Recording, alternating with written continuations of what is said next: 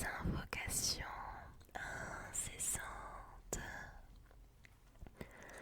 La simple flamèche de cette balise, désormais liée à Runeterra, attira à elle une bête putride qui traversa un seuil qu'elle ne comprenait pas, élargissant une fissure entre des plans qui n'auraient jamais dû entrer en contact.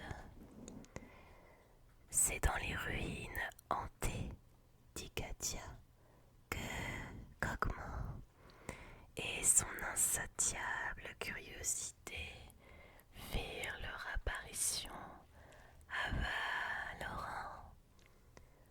Valorant. L'étincelle qui l'avait quitté jusqu'à Runeterra ne cessait pourtant pas de l'attiser, le poussant sans cesse à rejoindre Malzar. Elle l'encourageait également à se familiariser avec son nouvel environnement. Pour la plus grande horreur de tous ceux qu'il allait rencontrer au cours de son périple, les couleurs et les arômes enchanteurs de Runeterra empoisonnèrent Kog'Maw, et il partit à la découverte des fruits de cet étrange monde de la seule manière qu'il connaissait, en les dévorant. Au début, il se contenta de goûter à la flore et à la faune sauvage qui avait le malheur de croiser sa route. Alors qu'il traversait l'aride désert des tempêtes, toutefois, il rencontra une tribu nomade,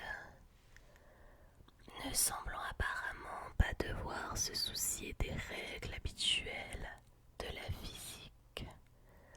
Kog'Maw dévora tous les nomades et tous les obstacles qu'ils tentèrent de mettre entre eux et lui, engloutissant alors plusieurs fois son propre poids et son propre volume.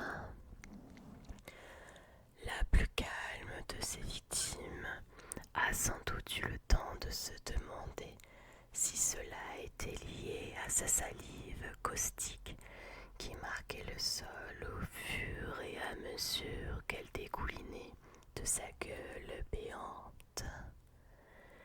Mais de telles interrogations ont certainement rapidement pris fin. Ce festin n'avait toutefois pas su rassasier Kog'Maw. À ce jour, il continue de tout dévaster sur son passage, toujours inexorablement attiré par Malzar. Nul ne sait ce qui arrivera lors de leur rencontre.